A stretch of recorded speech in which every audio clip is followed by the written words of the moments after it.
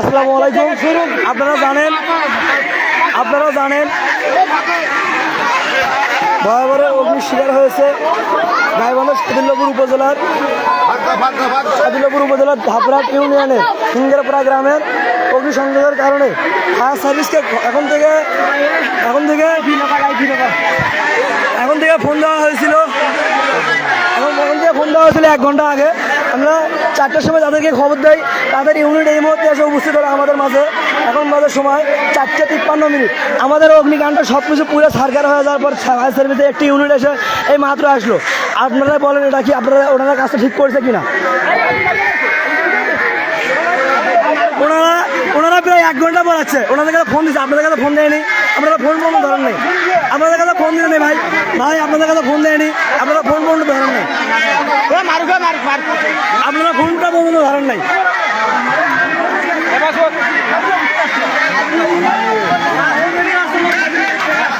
এনারা ফোন বন্ধ ধরে নাই, আমরা ফোন বন্ধ দিচ্ছি। অনেক কটা নাম্বারে যোগাযোগ করার চেষ্টা মনে করছি। এখন কোনো আগুন নাই। দেখেন আমরা আগুনটা এলাকাবাসী মিলে নিয়ন্ত্রণ করছি।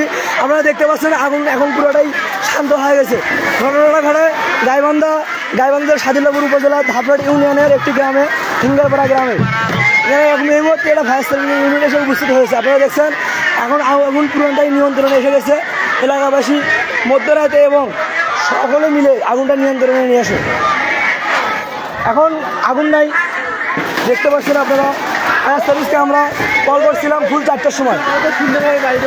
4টার সময় ফোন দিয়েছিলাম, 4টার সময় ফোন দিয়েছিলাম। ওনারা উপস্থিত হয়েছে 4:53 উপস্থিত হয়েছে। 1 ঘন্টার সময় লাগে না, সাদুল্লাপুর থেকে আসতে 1 ঘন্টার সময় লাগে না। এই মুহূর্তে এখানে কোনো আর আগুন নাই, আগুন পুরোটাই নিয়ন্ত্রণে এসে গেছে। দেখেন, দেখতে পাচ্ছেন আপনারা। কিন্তু এখানে প্রশাসন উপস্থিত ছিল প্রায় 4:20। এখানে প্রশাসন উপস্থিত ছিল। ঘটনাটা ঘটে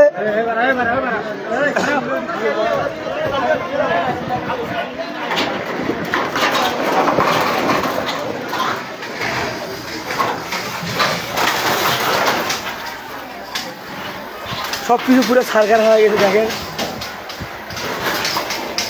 সব কিছু পুড়ে গেছে।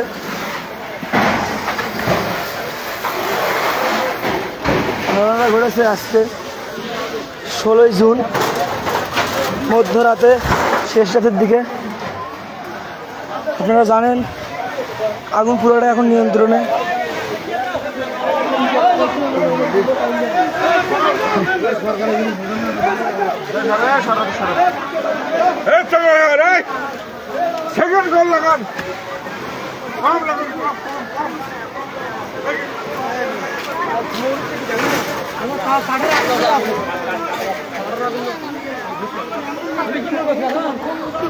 আপনারা দেখতে পাচ্ছেন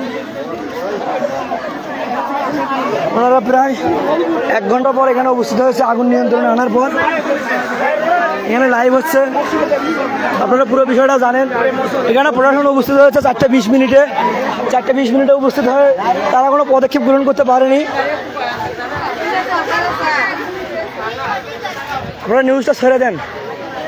আগুন লাগার পর ফায়ার সার্ভিসে এখানে কি করবে? কারণ আগুন নিভানোর পর তারা এসেছে এখানে। আমরা এসে রাস্তা ভুল হয়ে গেছি।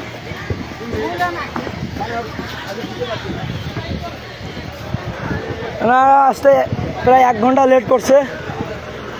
1 ঘন্টা আগুন পুরোটাই নিয়ন্ত্রণে এসে গেছিলো। পুরো বাড়ি ছারখার হয়ে গেছে আগুনে পুড়ে। এই মুহূর্তে উপস্থিত হলো ফায়ার সার্ভিসের একটি ইউনিট। আপনারা দেখতে পাচ্ছেন এখন প্রায় সকাল হয়ে গেছে, ভোর 5টা বেজে গেছে। আর এখানে অনেক আগে উপস্থিত হয়েছিল।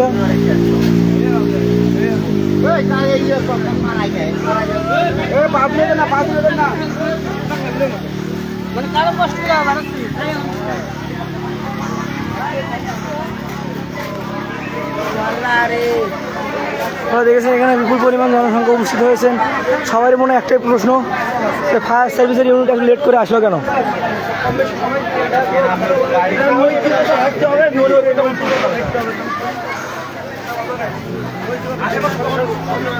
বাড়িঘর পুরো ছারখার।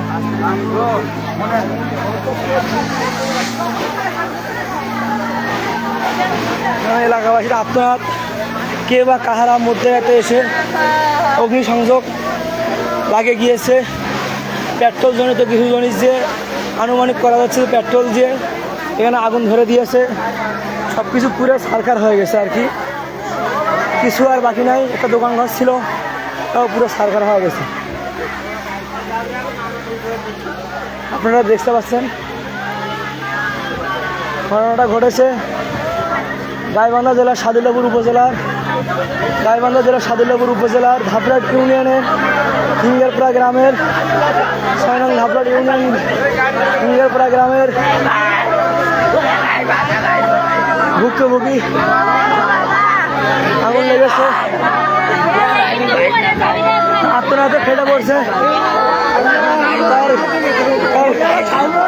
পরিবারের লোক আগুন ফেটে পড়েছে। এটা কেউ এখনো কে বা কাহারা মধ্যরাতে এসে আগুনটা লাগিয়ে দিয়ে গিয়েছে। এটা এলাকাবাসীর একটা মনোভাব বোঝা যাচ্ছে আর কি। এখন পর্যন্ত এটা কোনো সুষ্ঠু তদন্ত হয়নি। প্রশাসনের ভাড়া এখনো এখানে আছে, ফায়ার সার্ভিসের ভাড়া এখানে আসছে, তারা এখন আগুন নিবে না, আগুনেতে পানি দিচ্ছে। আপনারা আর কি বলবেন? ওনারা আমরা এতদিন জেনে গেছি যে ফায়ার সার্ভিসে জনগণের সাথে কাজ করে, ওনারা জনগণের সার্বিক সহযোগিতায় কাজ করে, যে কোনো সহযোগিতায় ওনারা সার্বিক সহযোগিতা নিয়ে সবসময় উপস্থিত থাকে। কিন্তু আজকে আমরা দেখলাম 1 ঘন্টা পর উপস্থিত। আপনাদের কাছে ফোন দেওয়া হয়েছিল না ভাই? আপনাদের কাছে ফোন দেওয়া হয়েছিল না? 4টার সময় ফোন দেওয়া হয়েছিল না?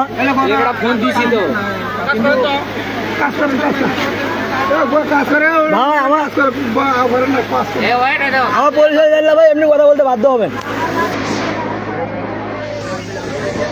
ওনারা কথা বলতে এই মুহূর্তে রাজি হচ্ছে না। ওনারা মানে এক কথা আগুন নিভে গেছে, সেই আগুন এসে ওনারা থামাচ্ছে। এখানে আগুনের কোনো কিছুই নেই।